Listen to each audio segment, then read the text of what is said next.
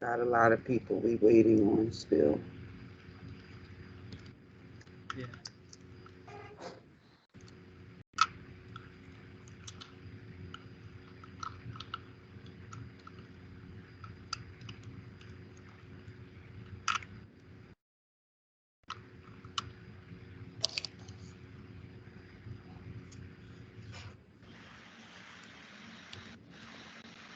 So I think we missing Stephanie, Lyle.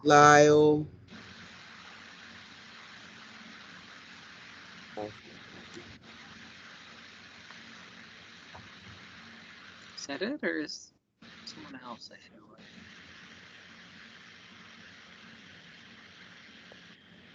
feel like. Or Chris Gulix. Yes. Some of their materials. This is actually New Jersey Department of Environmental Protection.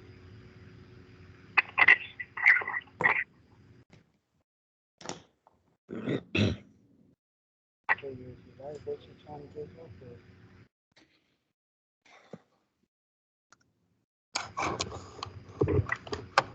Yes.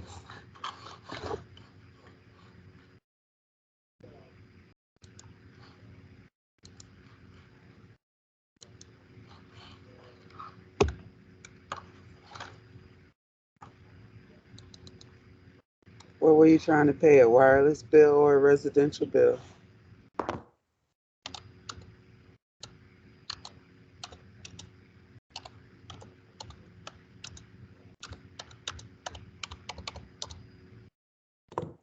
Okay. I'll tell you what's the phone number for it that you call. This is Department of Environmental Protection.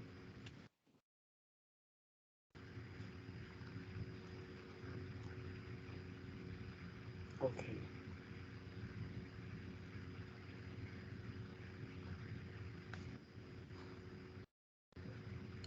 I'm looking it up for you.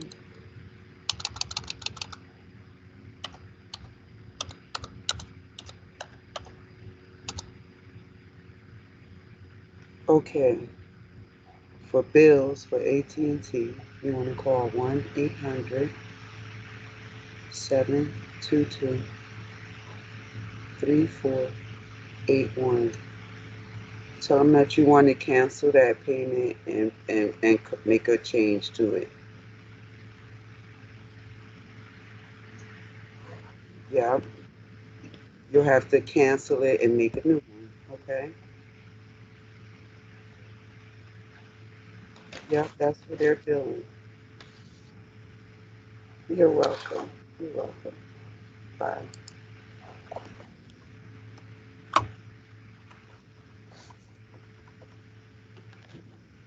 Okay, guys, should we get started or do you want to wait a couple of more minutes? Sorry about that. I mean, I guess we could give it another minute.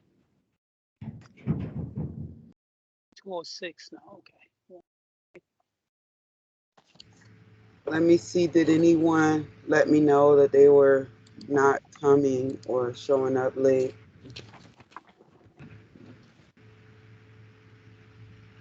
No, no one did.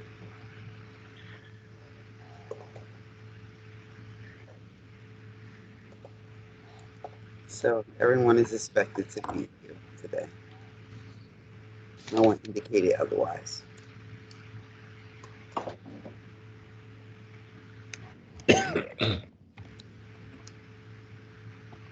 You can download that though.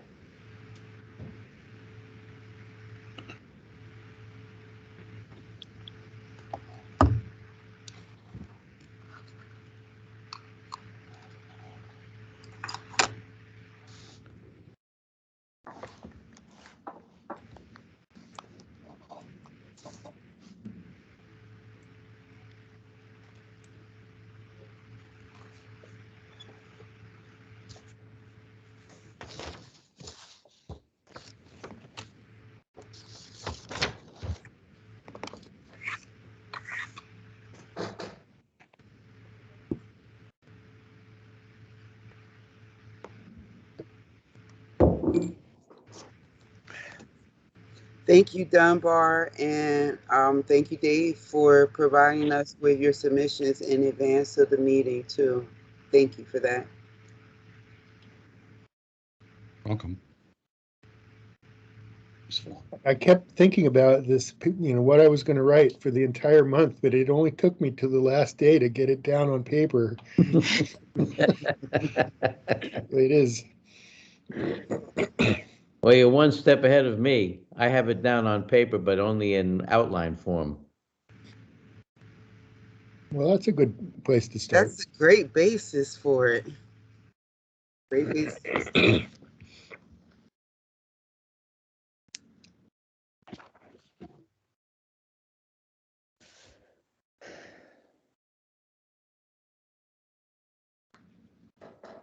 All right, let's get started, I guess. All right. So, as Aisha mentioned, we have received the recommendations of Don Barr and Dave Thompson so far. Everybody else, please submit your recommendations by next month's meeting. So that means before the end of March, because what we're thinking of doing on this end is to, after the meeting in March, then we'll here on our end in DEP, we will work on the draft report, and we are probably going to skip the meeting in April, and then once we have that draft report ready, then we would distribute it among everybody, amongst all of you, and then reconvene after that. Does that make sense? Yes. Yes, it does to me. Yeah. Okay, thank you. Okay, so today's meeting as well as next month's meeting, we are just going to discuss the recommendations. And as I said, we have only received two sets of recommendations. So I'll start with you, Don Barr, if that's okay. Sure. It's a shame Lyle isn't here and Chris, because both of them have the industry views, and so I just wrote my comments from my perspective, not more broadly trying to summarize anything, but let me raise a few of the points. Obviously, you'll all remember our many discussions, but the way that solar panels are built makes them hard to take apart and hard to recycle components and hard to clean them before disposal in a way that we know for sure. And I don't see that as being something that's going to change very much over time. This is something that we've made these to last a long time, and we're going to have trouble with it for a long time, or they won't disassemble very easily. And the parts that have some value, the aluminum framing is maybe easy to recycle and maybe not so hard to take off, but getting the wafers out and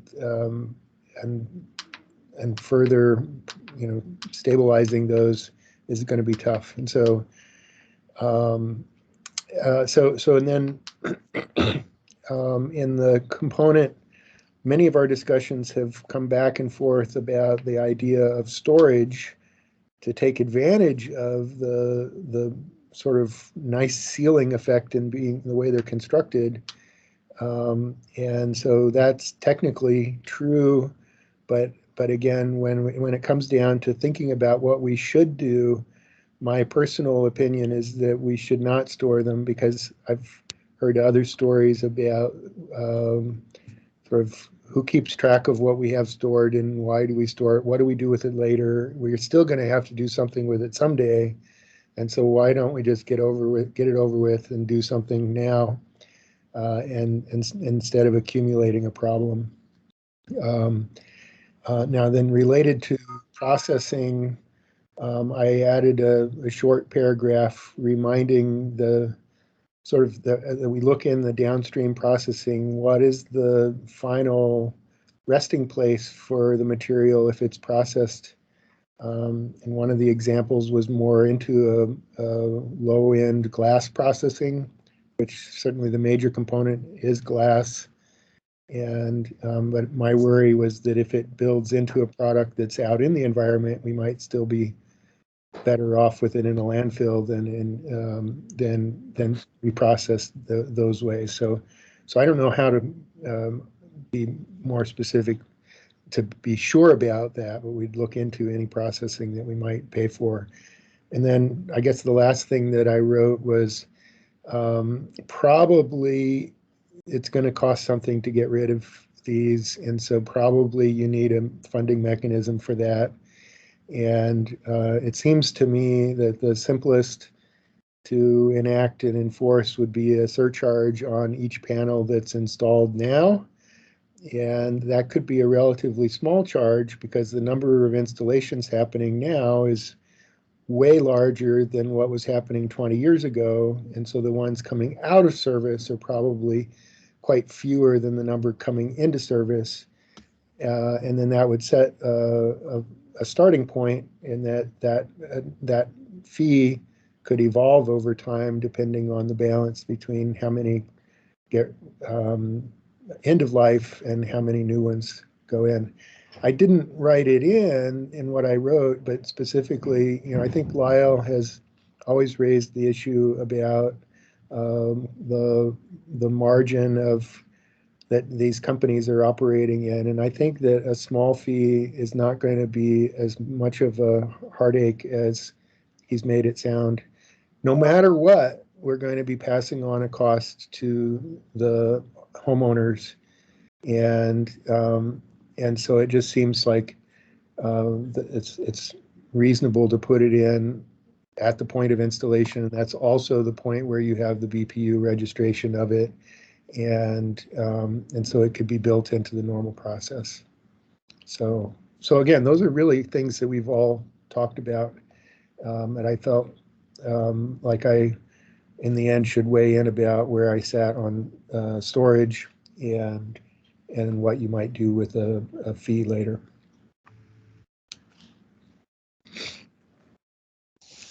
So that's probably, I don't know if there are any questions, but that at least I've put down on electronic form, so you guys at DEP can keep factor that in among the other contributions, obviously. Yeah, this is David. May I ask a question, please? Dunbar, I appreciate the comments about the use of glass is the primary component in the panel and by weight, and the downstream markets for glass and their usages. I guess I'm wondering to what extent we've discussed that issue. I just frankly don't recall, and I haven't attended every meeting, but my understanding would be that when you're talking about manufacturing things, you tend to want to get a very pure stream of your material supply, and unless there is some hazardous materials or components in the glass, I would think that a glass-to-glass recycling process would do a good job of filtering out any solders associated with the panel or any other materials. So what I took to be the way that these reprocessing plants do was actually that they didn't really separate anything. They just ground it up and used it as a feedstock, and then it consumed whatever would have been solder, silicon wafers, even the polymer probably got pyrolyzed in the melting process at high temperature. So now, if they have a good way of separating the wafers, or if they are actually doing that, then that could make the glass be a cleaner bit that goes into a recycling effort, and that still there would be. But I didn't get the impression they were doing that. That's a fair, open question that we might I mean, I That's asked the question because the only process I've ever seen is one where the glass, they separate via crushing and try to, and I thought did a fairly good job of pulling the glass out and sending the other materials to a different end use. If you're simply shredding and then sending to a smelter, I think the glass would probably just come off in the slag pile. You'd probably never see it again. Well, and so that's where I didn't know, I didn't hear that there was a separation process. Certainly, if you grind it up or you crush it, the silicon wafers are broken into bits and pieces. The solder is, mashed into little bits, and now there would be ways you could separate that, but it's a smaller part of the whole amount. And I had the impression that they were just melting the whole bit, and so that's cheaper. But now Stephanie had, and I don't know if she's here. She had found this equipment in Japan that was using a hot blade to sort of separate the wafers and interconnects and things, but that looked expensive also, and so again, the way that I thought the reprocessor was angling was that when in the world of glass melting, much of the interesting colors that we get in glass bottles, greens and blues and browns, these usually come from transition metals. So if we've got copper interconnects or different components of the solder, then those could impart some kind of color to the glass. And so it probably wouldn't be very good window glass.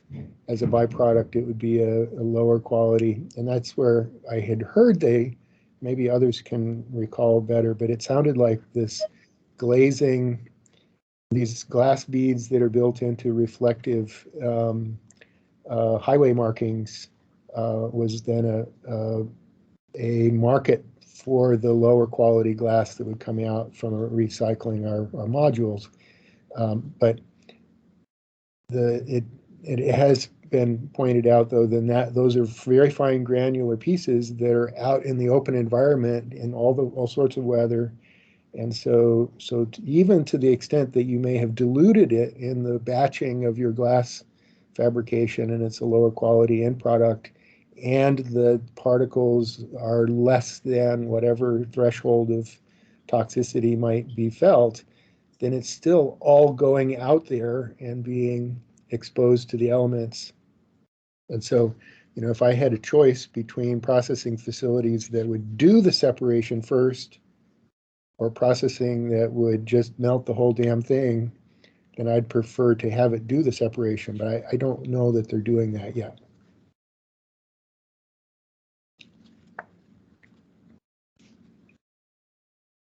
And I just don't recall that we've really been able to delve into that in any real detail, although I appreciate the concern.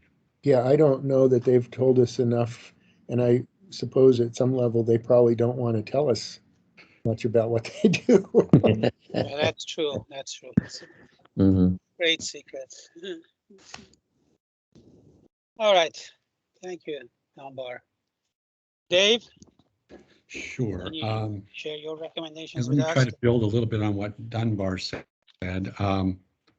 I guess I try to talk with other solar panel manufacturers and listen to their concerns, as well as to concerns that were expressed during our discussions as a commission, and particularly focused initially on the cost of solar panels vis-a-vis the incentives and the need to try to keep that as low as possible.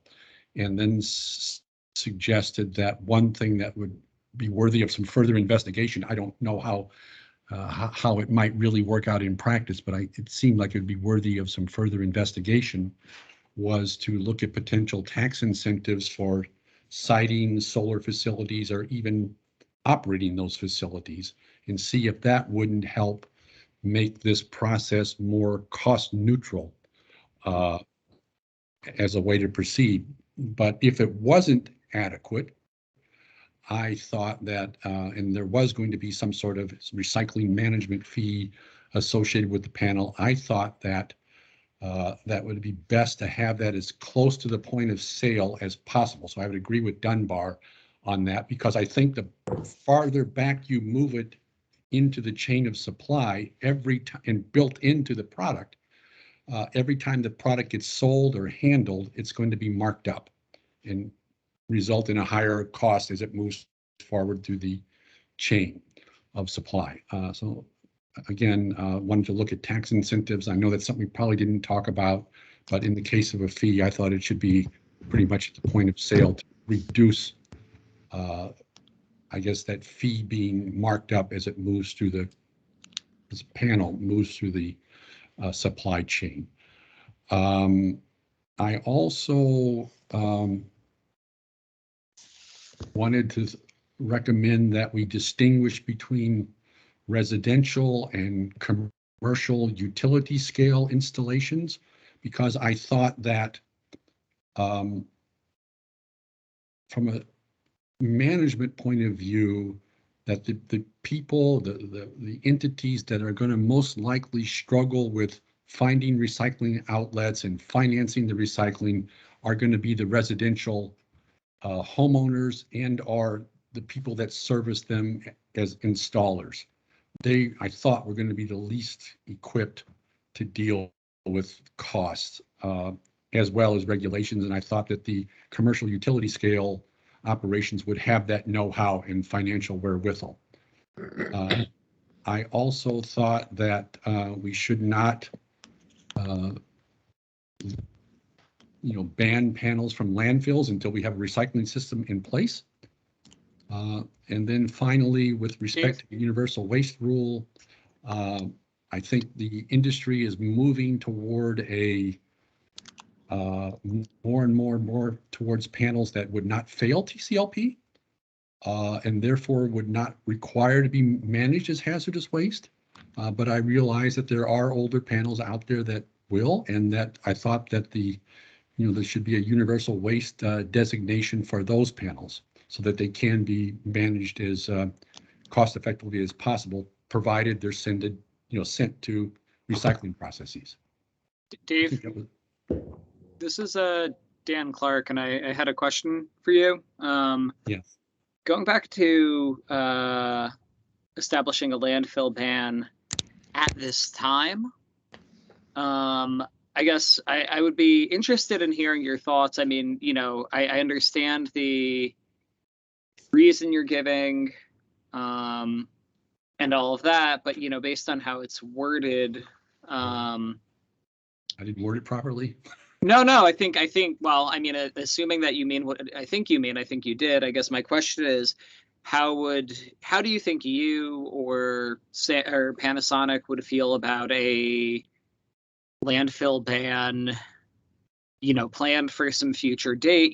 If we were to come up with some sort of comprehensive policy or set of policies, and that included some version of fiat point of sale, tax incentives for bringing solar panel recycling to New Jersey, something, assuming that there were some policies to go along with this.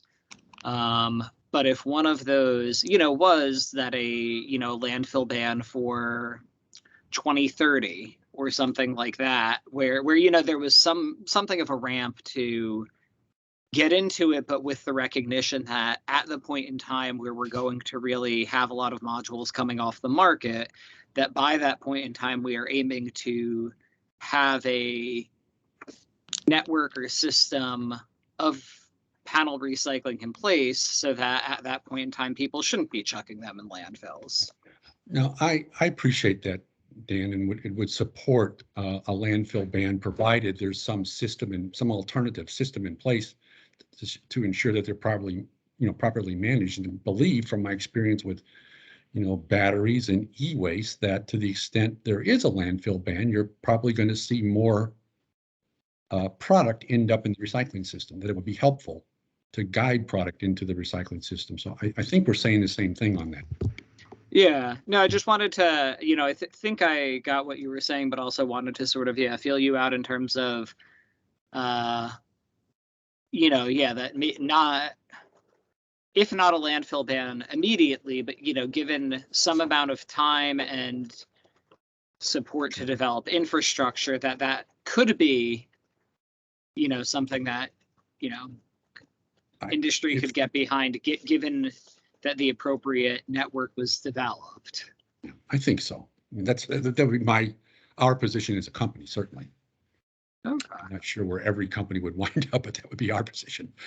So I have a question, and I appreciate the difference between the residential and the corporate kinds of installations and the know-how, contained in staff at companies.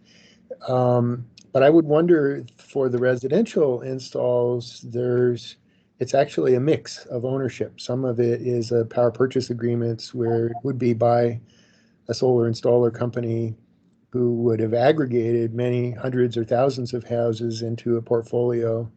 And I don't know who, in those kinds of contracts, when a module fails, who's responsible for replacing it, and who actually does the replacement.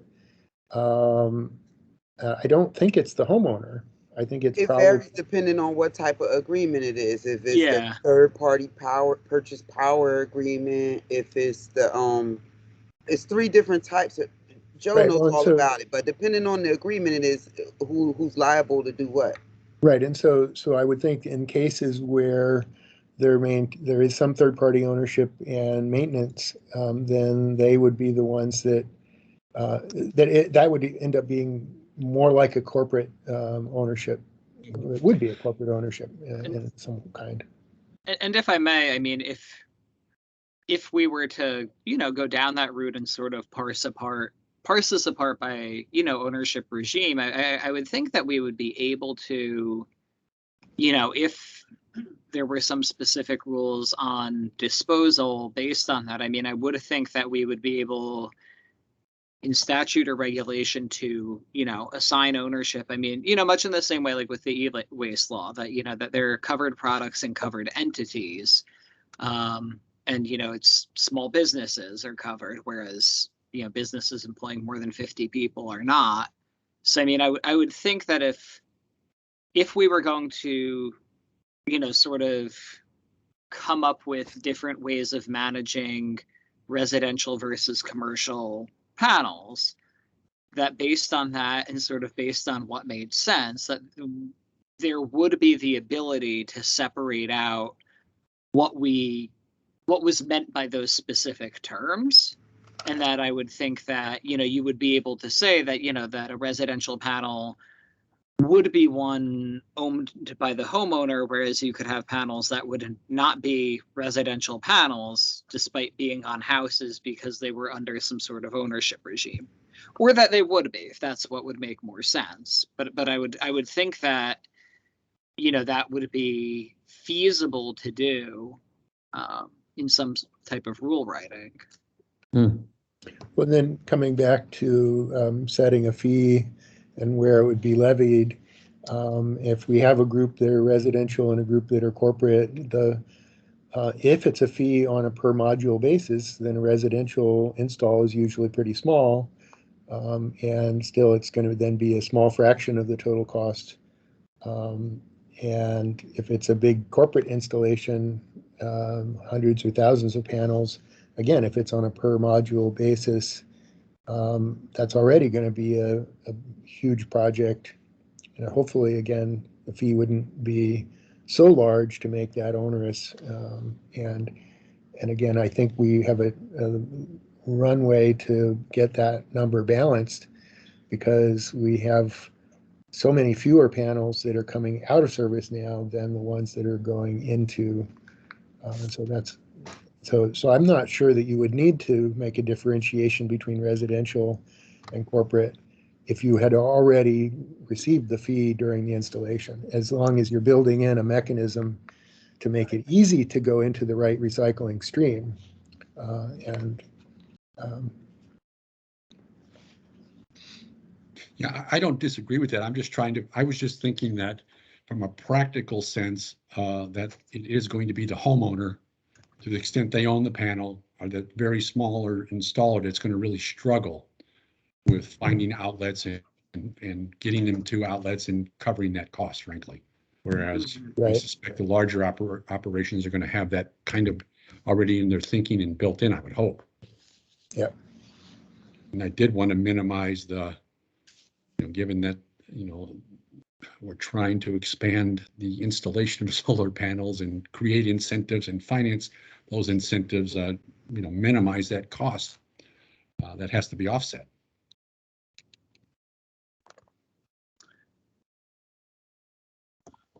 So Dave, I just want to follow up on that along the same lines. When you say distinguish between residential and commercial panels, are you saying that different fees should be levied on for commercial and residential panels? Is that No, what you meant by that, or? no, I think that's what Dunbar was suggesting, but I was suggesting that only a fee would be needed for the residential, non-corporate owned panels. Sorry if it wasn't more clear. Oh, that's okay. Residential non-corporate panels. Okay. Okay, and when you mentioned that tax credits or incentives to be offered, are you referring to like companies such as like Eco Environmental that we had as our guest speaker a while back? Is that what you're referring to? Yeah, to recyclers or people that are involved in the recycling network and process, incentivize them. Okay, incentivize them. Yes. Okay, that's good. And I mean, my understanding too would be that part of it, beyond the fact that, that there's just not a great ecosystem of that currently, would also be the fact that, a significant cost in this is presumably transportation. So, I mean, part of why we would want that capacity in state is because it would bring down the cost of recycling if people could be recycling them here as opposed to having to truck them to Wisconsin or something. That's for sure. Yep. Is that, yeah, that's correct. Yes, it's the intention. Is we need to, I guess it's similar to e-waste in that regard, is the more you can densify and purify streams before you move them around, the better. The more cost effective it will be.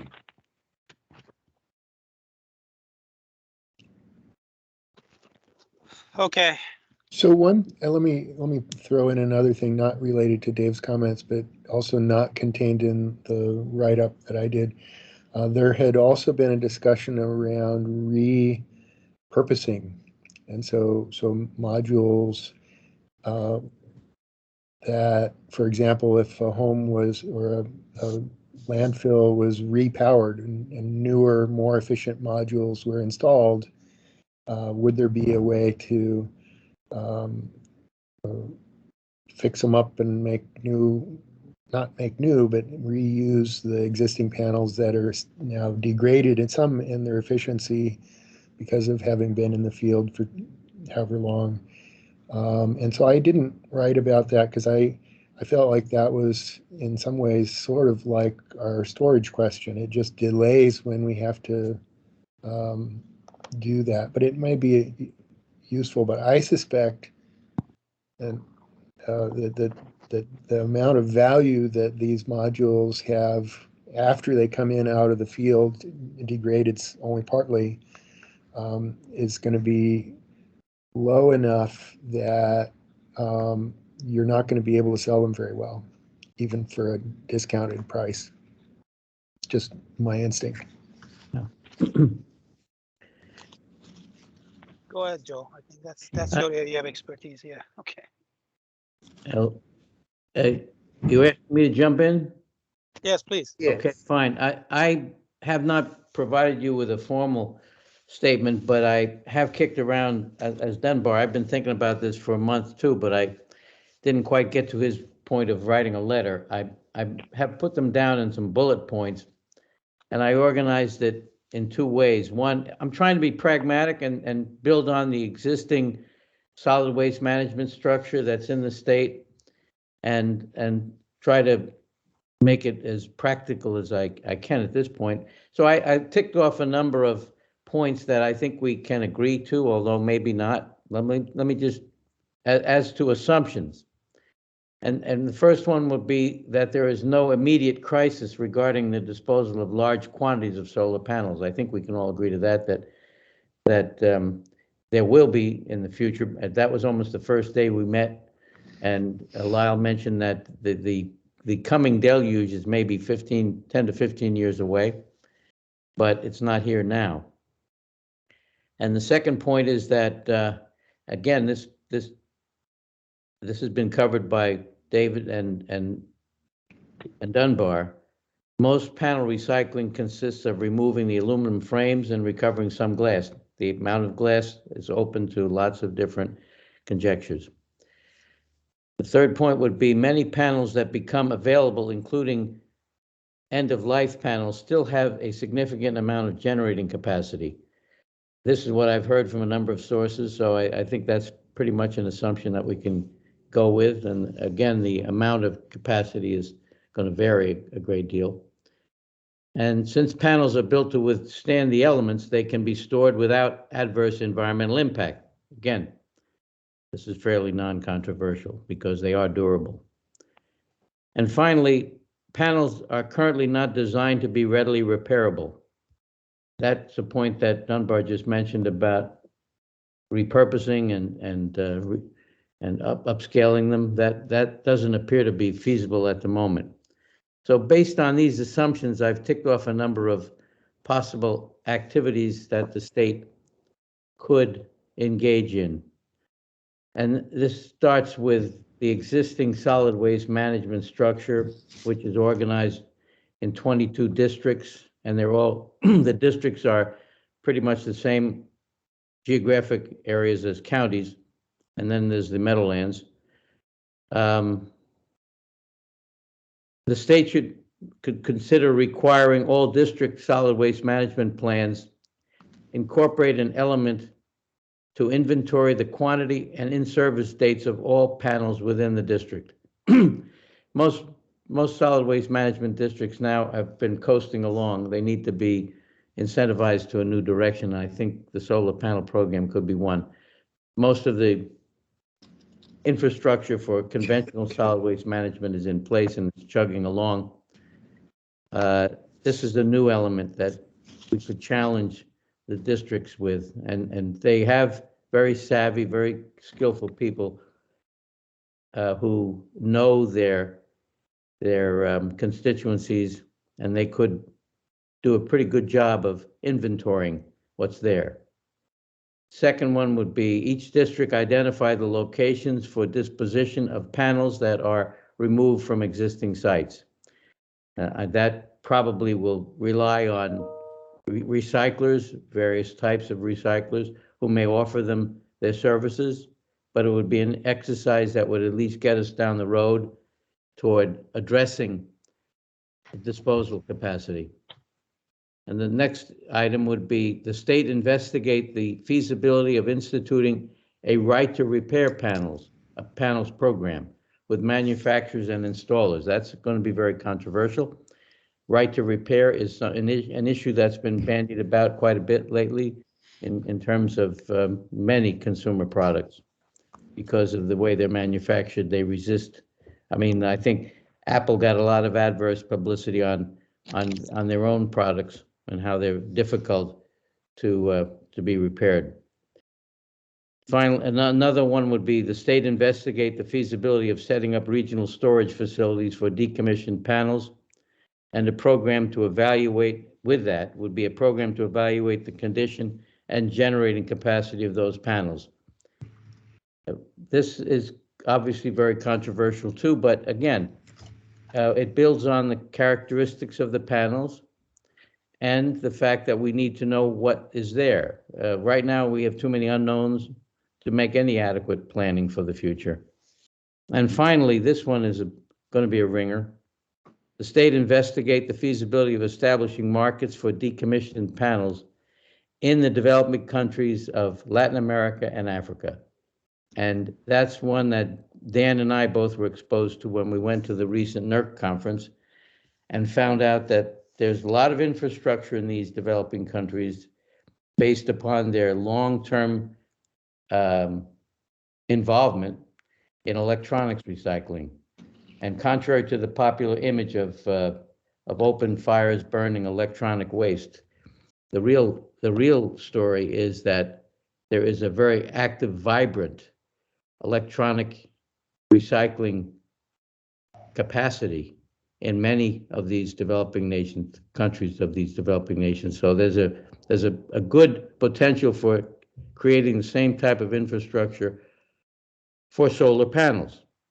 And certainly developing countries need more generating capacity. And even if there are marginal panels that are available, it's going to be they could be deployed in many, many agricultural settings and other types of settings. So these are all ideas and thoughts and that outgrowth of our discussions. And that's where I'm at right now. Thank you. Please put them in writing. Send it to us. Okay. I just wanted to comment on one of those points, Joe, in terms of the, possibility, because I do think, I think that the presentation from NERC really did highlight that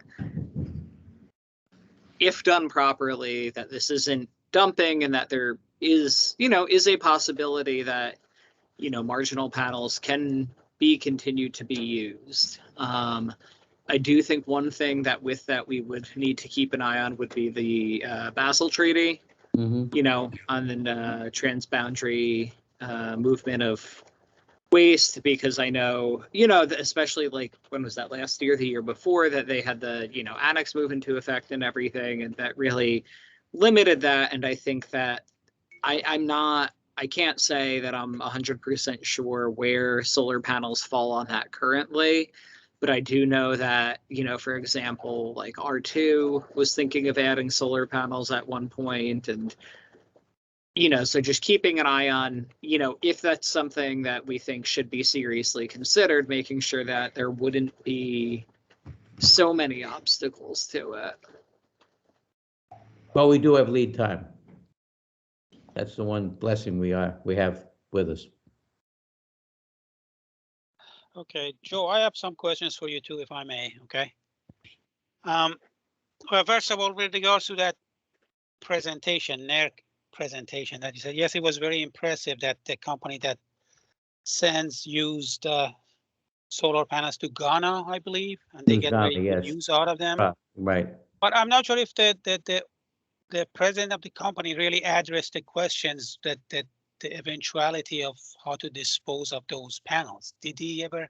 I'm not sure if he answered that question. He doesn't want to talk about that. He doesn't want to talk about that. Because that's one of the fatal flaws, and it's one of the issues that tends to dominate the discussion. Instead of what are we doing right now, and what is the impact now on Dunbar is absolutely right. All we're doing is deferring the ultimate issue, but we're still doing something with a resource that needs to be, that should not be squandered. And to me, you got to balance those two. Hopefully, we're buying time and we'll be able to do something more creative with the disposition of them. But in the meantime, we shouldn't be squandering some good capacity. And so I think we should put our ingenuity on the table and figure out how to get this done. To me, it's an opportunity that begs attention. It's controversial, and there's going to be a lot of pitfalls, but it's all in the execution. The idea, I think, is a strong idea. It's just how it's executed. I agree with you, Joe. I think it's very important for us to look at this problem as if it was happening today, as if these panels was reaching end of life right now in 2022. I think that is important. Of course, everybody has their specific wants that they want to go into the final report. I think that it's important for us to look at where the end result where we want to be at. No matter how we get around it, it's going to have to be some type of registration. It's going to be somebody is going to have to pay or collect fees. That's right. It's going to be a reporting and a compliance aspect to it. It's going to be an enforcement aspect of it. If we were to act as if this was happening today, if these panels was coming out of commission next month, and we have to deal with it right now, I think we will arrive at our solution a lot faster.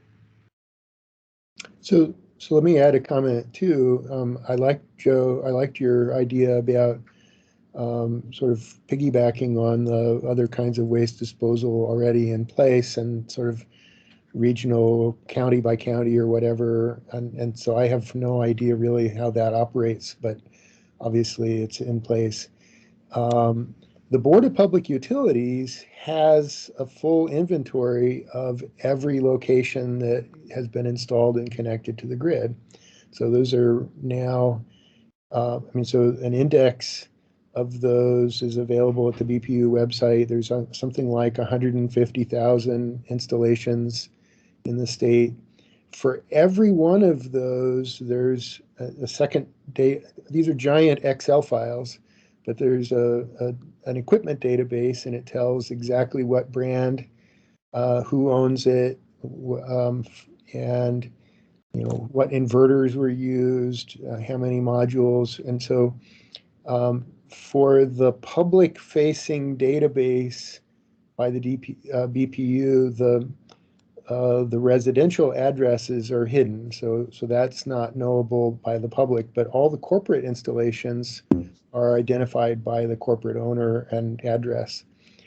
So presumably within the state government, you'd be able to access all the residential addresses as well. Mm-hmm. And so I think that there could be, I don't know how hard it is to do, but there could be some kind of a county by county or zip code by zip code inventory already of the millions of panels that are out there, and then have a regional sense of it.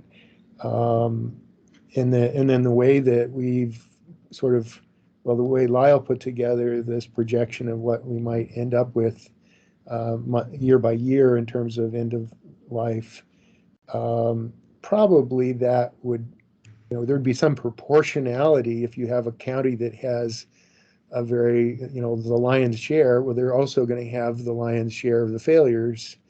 If you have a county that doesn't have very many installs, like the Pinelands somewhere in the south, there won't be so many that need to be dealt with there. So that's knowable. It's not something that we've tried to put a table together about. I don't know if it's important. If this was an IT project, and if we was trying to figure out a system that we were going to build, we would not hash out all of the issues and be like, well, Microsoft could solve that, Linux could solve that. We would think of the solution independent. We would think of the technology. We would not even include that in our thoughts. Like, how will we arrive at our desired result? We would not include that in the process. We would identify what needs to be addressed and build around that. And I think that's what we need to do with regard to this problem. Like, everybody's saying, well, I think we should do this. If we just stick to exactly what is the problem and address only those issues, independent of what is the solution, it will help us to arrive at what we're trying to determine right now.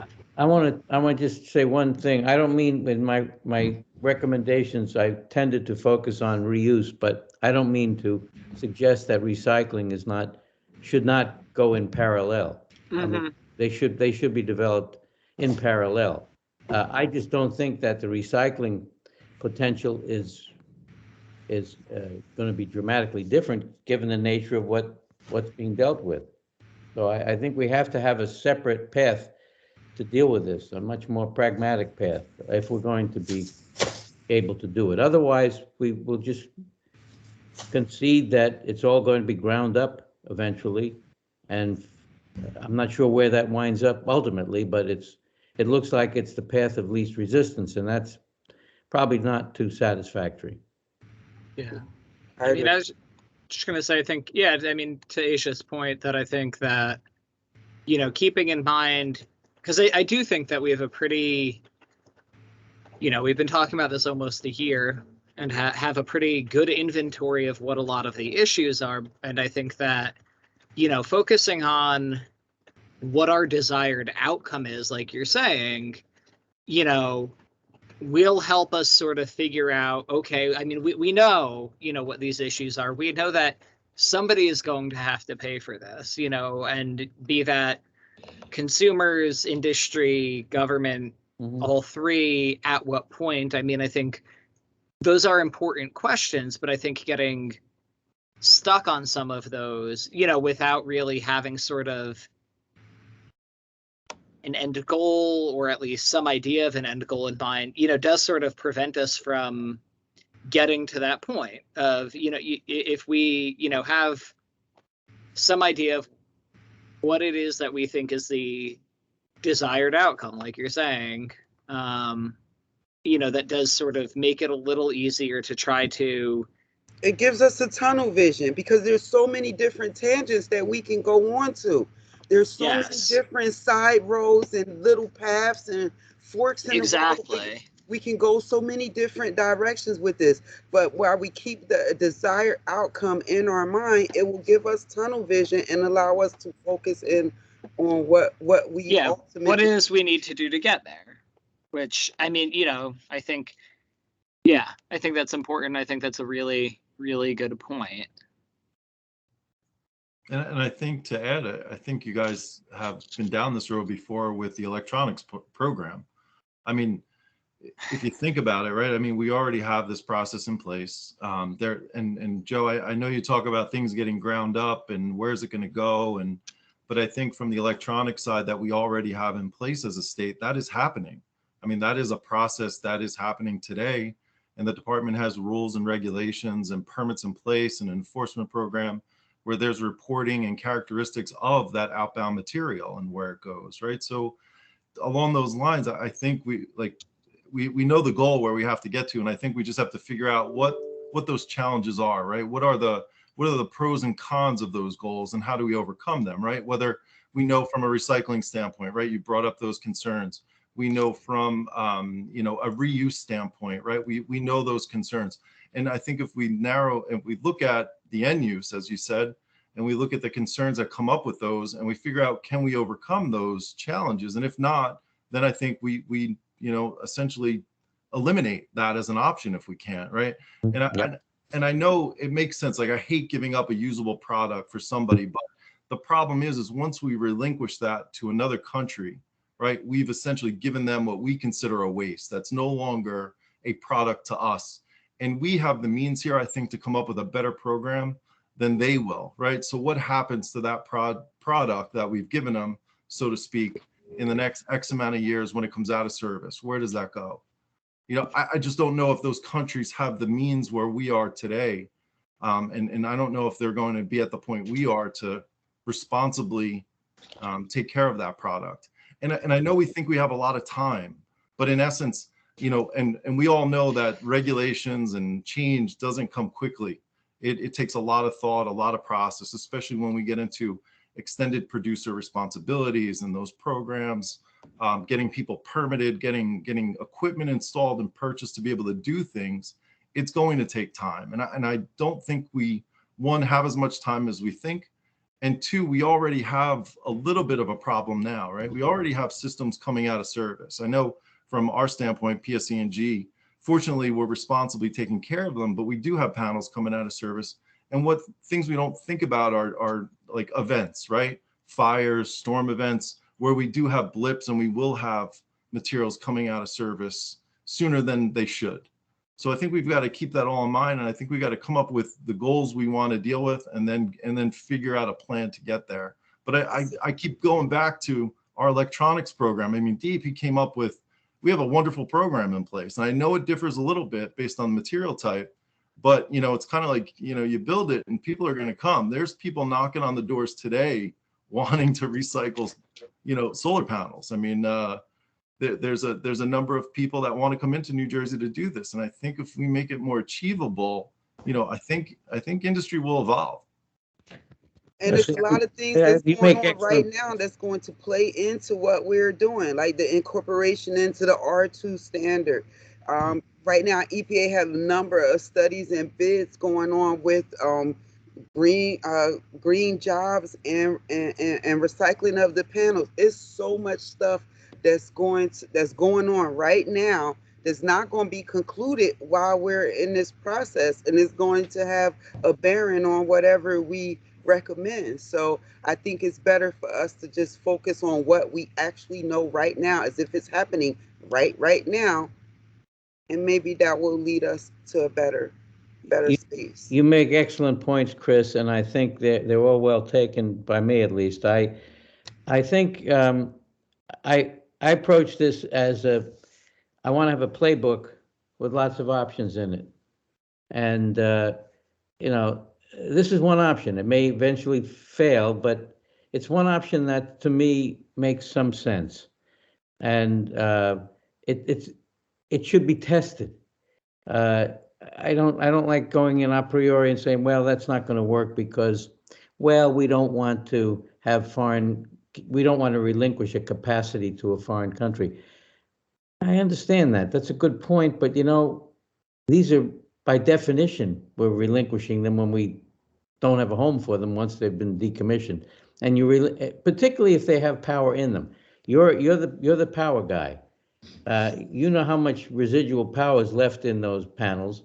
Um, is it significant? I put it to you, is it significant or are they totally wasted? There's nothing that could be used with these panels that you're taking out of service. That's a question. Well, from the standpoint currently, right, the panels we bring out of service are already damaged and are not reusable, right? They already Okay. have cracked glass That's a whole different issue, yes. but those are the ones we have now coming out Right. of service, right? We're not dismantling and changing out Right. an array.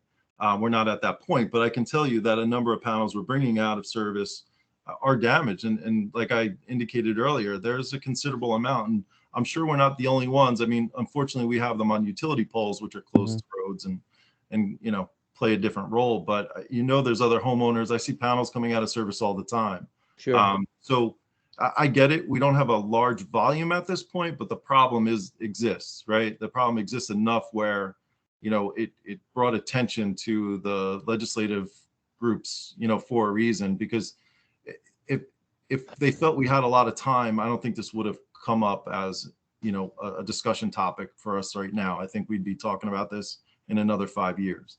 Mm-hmm. So, but, and I get it. I understand the product side of it, right? The value in the material is still there for someone. Yeah. It's just, how do you maintain the responsibility for that product after, like, because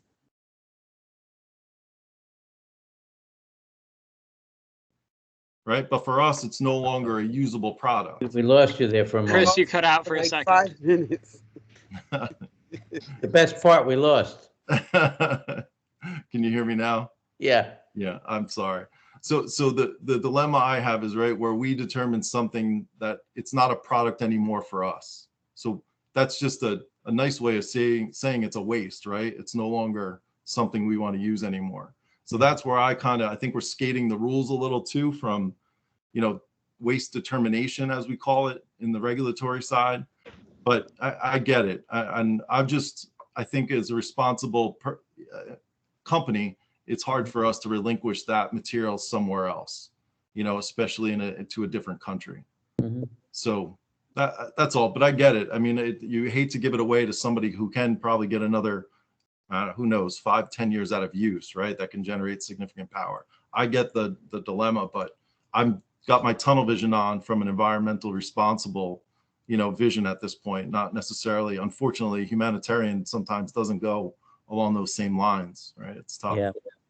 And I'm all for sending panels to countries that are poor and developing, and they could use that. But what's going to happen when it's no longer generating power? Then they're going to be stuck trying to recycle it trying to dispose of it. It's a really bad look. It's a bad look, it is, if that's the way it's packaged. If that's the way if that's the way it's promoted, if it comes across like all we're doing is dumping and we are putting off a problem of ours, I think it really begs some creative thinking to do it. It's still an opportunity. America can really again take a good step forward, and today coincidental, right? The climate folks at the UN come out with a report. Biggest sources of emissions are going to be developing countries. Why can't we address that the same way? We're trying to be pioneers. To me, it's a all hands on deck kind of response, and we have to try to overcome some of these shibboleths that we've had before that prevent cooperation among countries. It's a tough one. It's very tough, but I was surprised by what we learned at NERC. I was surprised how the image of dumping electronic waste was much more. It was like a virus. Everybody in the world saw what's going on with poor kids breathing the lead fumes, breathing cadmium, and that's a myth. That's a myth. The vast majority of the electronic waste is repurposed. And these people are learning how to become real entrepreneurs and very successful ones. Ghana serves a whole bunch of countries in West Africa as a hub for electronic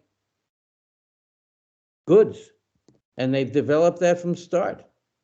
And this is where we have to overcome some of these mindsets.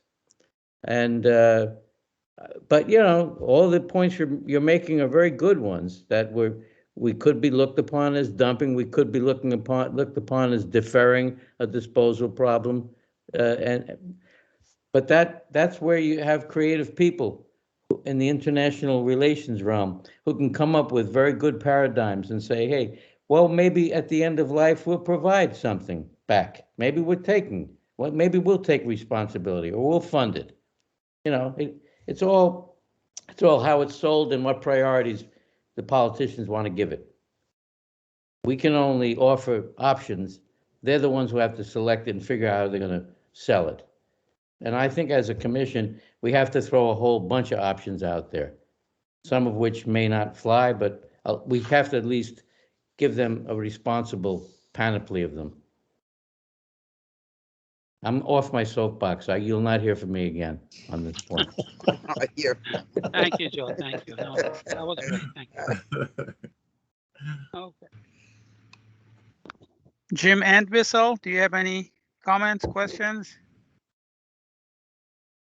Jim, are you there? Can you hear us, Jim? Yes. Hello, everybody. I have to agree with a lot of what was said, especially related to utilizing the current infrastructure that is in place. The DEP, as a lot of you know, has rules and regulations for Class D recyclers that'll take care of a lot of that downstream concerns that people have. And I want you to know that New Tech is ready and able to enter into any type of pilot program. And that's the end of my soapbox. Thank you, Jim. Chris, do you have anything else you want to add? Chris? So just a couple things. I'm big on the rules, so I think if we move towards the universal waste designation, we talked about it. If we do it from a state designation, that's great. If we can get the federal government to agree, that would be even better. I do want everybody to note that California and Hawaii does have it up on as universal waste on the EPA's website, right? So they've already moved towards that program. The second item, I know we talked about a landfill ban, and I think along the lines of redesignating this as a universal waste and developing extended producer responsibility program, as you did with electronics. I think there was a 2-year, right? I think there was a 2-year process to get that in place till the program was fully up and running. So I'm not saying 2 years is enough time here. Maybe it's longer, but for the landfill ban. But I think at a certain point in time, there has to be a phase in for that. And I don't, is it 5 years? What's the magic number? I'm not sure right now. But I think the only way you really promote the recycling is to also institute the landfill ban. But again, I think a lot has to be in place to give people options. And the real question is, should the material be going to a sanitary landfill now, right? I mean, we all talk about the hazardous nature potentially of a number of these panels. So that really is the real question now. Should it be going where it is going? But yeah, I think putting those items in place, plus you just heard Jim talk about, his company is ready to go. I know we've met with a number of companies that are already looking to come into Jersey to do this. And I know there is even a couple Class D recyclers that are ready to gear up to take this on. And they obviously, I know one in particular has examined it from a financial standpoint, and they believe they could even make money off of it. So I know and as you indicated, there's DEP rules and regulations in place, both inbound and outbound. So I think from that process, I feel comfortable with instituting something similar to the Class D program. Can I ask a question about our universal waste designations? Is it a such thing that if the panels have a universal waste designation, is it a way that we could differentiate from ones that like say if it's like a T-clip tested and it has a certain threshold, we set a threshold for that T-clip test that if it's above this amount, it's hazardous. If it's within this amount, it's universal waste. Is such a thing like that possible to do? So and DP, correct me where I'm wrong, but from the universal waste is just a category of hazardous waste. It's just more readily available in our day-to-day operations and households and so forth. So it just provides some flexibility in the rules to manage it easier, because it doesn't provide it's not an immediate concern for human health and the environment. So it gives us a little bit more flexibility on how we can manage that. And I think right now the question is a panel hazardous waste or non-hazardous waste, right? That's, I think, the dilemma. Yes. And for us, because the panels are older and we've done some testing on our own, that I wouldn't say is anything we'd submit to any agency, but we consider our panels to be hazardous, and we manage them as that, where others say differently. So for us, we're very restrictive in how we manage our wastes in that respect from a liability standpoint. But I don't know. That's a question, right? Are all panels going to be just identified as universal waste? So are we going to call them all hazardous? I mean, that is a question. That's a technical question I guess we have to figure out. Are there going to be types of panels that we can categorize, wholly as non-haz, and then others we consider hazardous? I don't have the answer to that. I know some on the calls in the past have identified some are what they consider non-hazardous in nature, but I'm not sure. I mean, I rely on others. Let me chime in on that. I think the solar industry has some very serious concerns about this and would oppose all panels being designated as universal waste. What they would like to see is only those panels that are genuinely hazardous waste be treated as universal waste, and not have all panels just unilaterally, regardless of whether or not they pass TCLP, designated as a universal waste. So that's what makes the determination when they do the TCLP test. Correct. That tells them whether it has hazardous stuff in it or not? Correct, right? Only something that would fail the TCLP would be a hazardous waste, and then it would be designated as a universal waste, as opposed to just some large-scale blanket, all panels are hazardous. Right, because that's not the case. Can we do that? Can we make that the requirement to TCLP test it? We can't do that? It's not an easy venture to be able to follow the prescribed methodology for a panel and come up with that, right? So that's the challenge. And what I understand at this point, a lot of manufacturers have not provided data to say whether their panels, at end of life would be hazardous or non-hazardous. So that's the other question in the market. And I mean, part of that too, correct me if I'm wrong, would also be that, you know, essentially like the just the cost and the practicality of, you know, every panel you were pulling off a house and testing it that way, or, you know, off a commercial It's install not would be, practical. yeah. And I mean, even if you had to do, you know, off a house to one on every, you know, that you were pulling off, that still, yeah, would be pretty impractical is my understanding, that doing that on a regular basis as you were removing panels would be exceedingly difficult and expensive. Is that fair? Yeah, no, I agree. Yeah. And I think from the standpoint of the commission though, right, at the end of the day, the commission's just looking at solar panels as a whole, whether they're hazardous or non-hazardous, right? And we're looking to recycle them regardless of what we consider Whether it. they are or not. Right. Yes. Yeah. So I think that's something to keep in mind. But I think if we ease up on those that have conservatively, like PSE&G, identified these as potentially hazardous and treat them that way, it would just give more flexibility on the actual options, right? From a recycling standpoint. Yes. So I think it'll just enable more people to be able to recycle them properly. All right, Chris, I have a question for you now. That you Sure. said PSE&G, you consider all your panels to be hazardous. Are we talking about like older panels?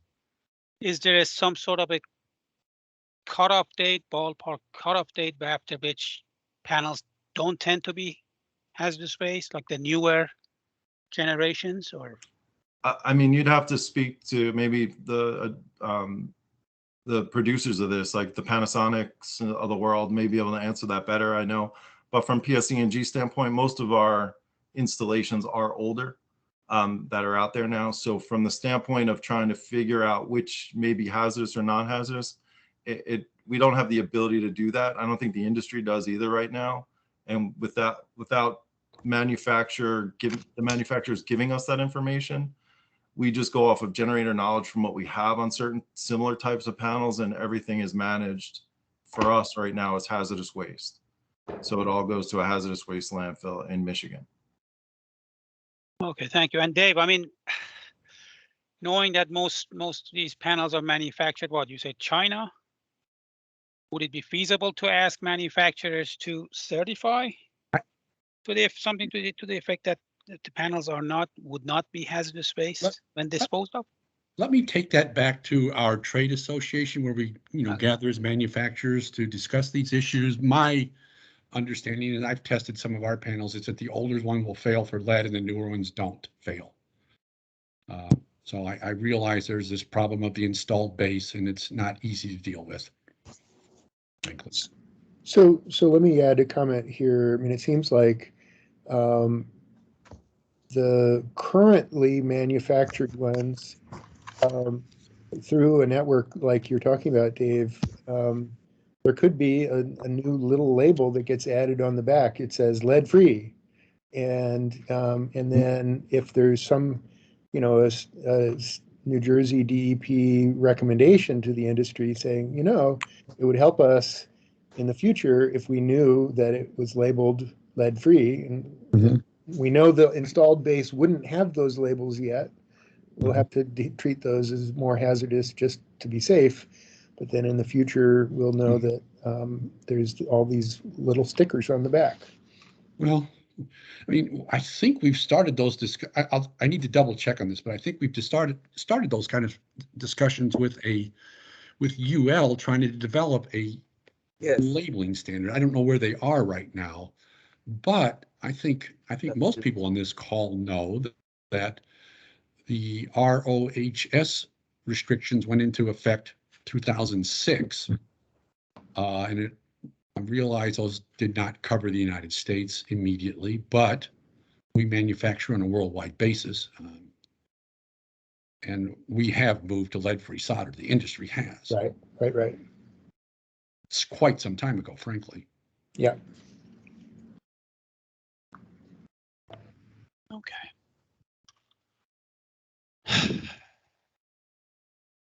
All right. We Anybody still have else? so far to go. Yes, we do. Anybody else has any comments, questions, or? No. Aisha, could you schedule the next month's meeting? Okay, guys, we must avoid March 28th. So we can go to March 21st, or we can go to the first week of April, first Monday in April.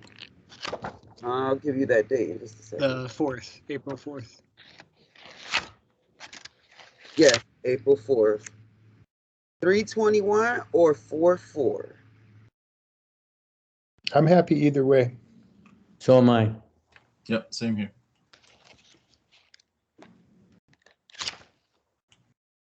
All right, I'm going to put it in the hat and I'm going to pick it out. I'm just kidding. Okay. 3/21. Knowing that we are asking you guys, the ones that didn't give it to us today, a recommendation with that in mind, that we are asking for a product from you, a deliverable. Would you prefer the latter date to give you adequate time to perform your write-up? That makes sense, Aisha. Yes, let's do that, and then we'll maybe in a couple of weeks you can send out a reminder to everyone. All right, so we're going to The go recommendations. 4/4. Do you guys want to do the 2 o'clock afternoon meeting, or you want to do 12:30? I have a class conflict that I'm not out That's of right. class That's until why we do 9:30. 2 o'clock. So if because of we your could do class. 2, then I can be here. All right, April 4th, 2 p.m. to 3:30. Great. Sounds Good. And I joined a little late today. I apologize, but I'm not sure. Does DEP have any thoughts and recommendations on which direction you guys like to see this go, or do we hold that answer maybe for next meeting? It's up to you guys. I didn't know if I missed anything in the beginning. It was our intention to accept recommendations from everyone in the group, perform peer review with you all with those recommendations, and then defer internally to review those, and we would produce recommendations from that, which then you guys would peer review on us. Okay. Yeah, no, I was just curious if there was this, if DEP No, was that's- leaning one way or another, if I missed any of that discussion, that's all. No, We're that's trying not to something take you've missed. everybody's consideration, trying to take everything in. Gotcha. All right. Thank Thank you, you. everybody. Take care. All right. Thank you, everyone. Bye-bye. See you soon. Good to see you, Bye, Jim. everybody. Take care. Bye, Jim.